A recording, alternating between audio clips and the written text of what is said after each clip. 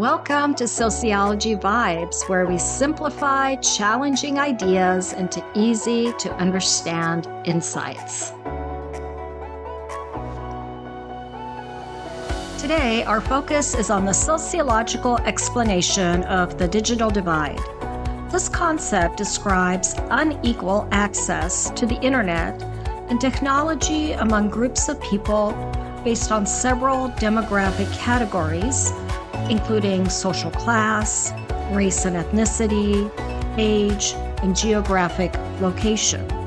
The digital divide contributes to a knowledge gap between those with access to the latest technology and those without it. For example, college students who rely on smartphones to access educational materials are disadvantaged compared to students with high-speed internet on their laptops. However, the digital divide is even more than this. It is not just access to the internet and related technologies, it is also the skills needed to use these technologies effectively. As the internet use became widespread, sociologists began to find that unequal access to being digitally connected was creating a new form of social inequality, with consequences for everything from college success to employment opportunities to the creation of online social networks. The digital divide is also seen across geographic locations. For example, people living in lower socioeconomic neighborhoods are less likely to have access to technology when compared to upper and upper middle class neighborhoods where high-speed internet connectivity is the norm. We also see these disparities among urban and rural areas. Globally, the digital divide exists in lower income countries compared to middle-income countries and higher-income countries. As we said, access to reliable internet connectivity and the skills needed to use the technology are part of the digital divide. While younger people know how to use their smartphones for texting and social media, older people can struggle with these skills. People in lower income categories might not have the specific skills required of standard software.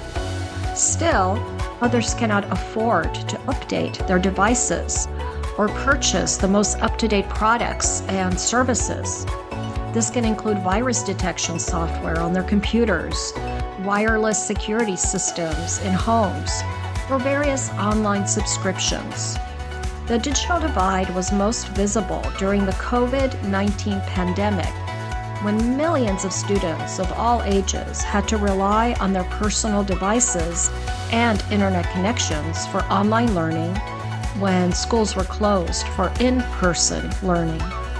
While most people might view poverty as a lack of access to the necessities for survival, technology today affects almost every part of society and our daily lives, from education to employment, healthcare, social interactions, and therefore should be viewed as an essential public right, similarly to other social services available for people living in poverty. We know that technology today is moving very rapidly. Artificial intelligence is becoming common in society and soon to be followed by personal AI robots in the home, among other technological advancements.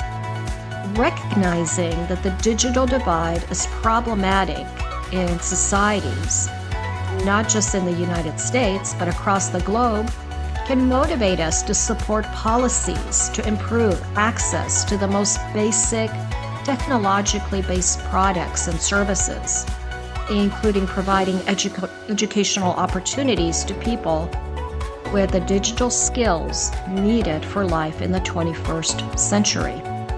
So the next time you think about the convenience of digital technologies, remember that many people do not have these same privileges and opportunities.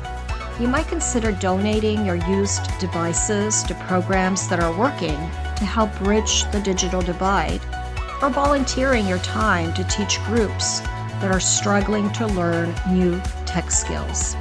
And this makes sociology worth exploring further, don't you think? Thank you for watching. Be sure to comment below with your thoughts, questions, or any topics you'd like us to explore next. Let's keep the conversation going and our community growing. See you in the next Sociology Vibes video.